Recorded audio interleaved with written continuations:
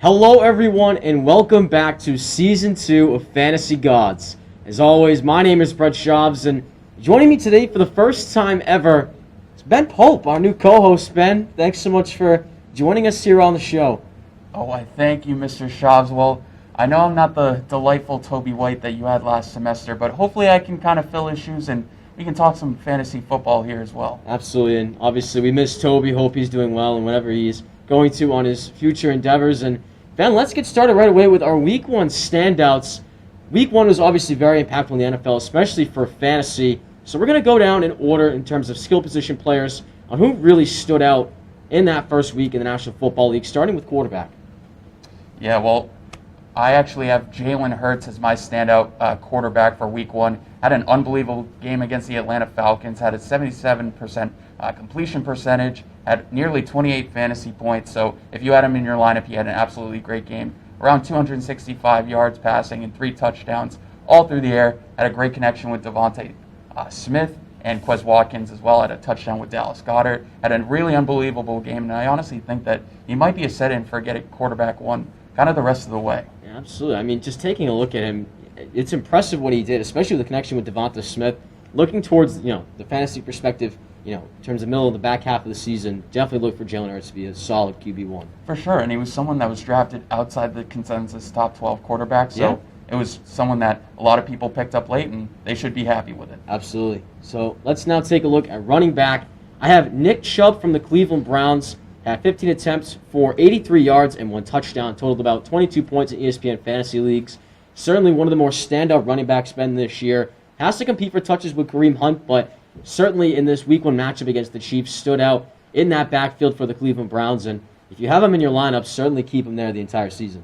Yeah, I think a lot of fantasy managers understand that Nick Chubb is kind of the go-to player in that Cleveland Browns offense, especially with Odell Beckham Jr. currently out with injury. So him picking up 2 touchdowns in that game against the Chiefs was obviously big. Even though Kareem Hunt was able to get some work as well, Nick Chubb had an unbelievable game, like you mentioned. Yeah, absolutely. So we'll go over to wide receivers now, and I have Mike Williams from the Los Angeles Chargers. So kind of serving as the number 2 wide receiver over there, had 8 catches for right around 85 yards and a touchdown as well from quarterback Justin Herbert. Kind of served as the 1B to Keenan Allen's 1A in that offense. He had 12 targets as well, so he's being heavily targeted by Justin Herbert. Also targeted a decent amount in the red zone as well, getting that touchdown. And honestly, he could be moving up into that wide receiver 2 kind of territory.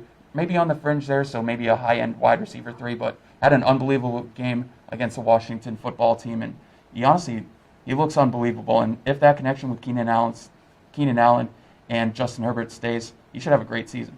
Absolutely. I mean, you just take a look at the Chargers receiving core together. Mike Williams, as you mentioned, definitely one of those guys that can stand out, and obviously Justin Herbert has been favorable to him as well. But Keenan Allen and Jalen Guyton as well, along with Donald Parham as well, they've really stood out and really become the core for sophomore year now, Justin Herbert's season, and they should look to stand out and really produce as the season goes on. Yeah, and he was drafted as a wide receiver 4 in a lot of formats and a different amount of leagues. He had 10 touchdowns in a season before. He had 1,000 yards in a season before. Let's see if he can put those things together and have a big season this year. Absolutely. Now let's take a look at the final skill position we have here, and that's tight end, and that is for Detroit Lions tight end T.J. Hawkinson.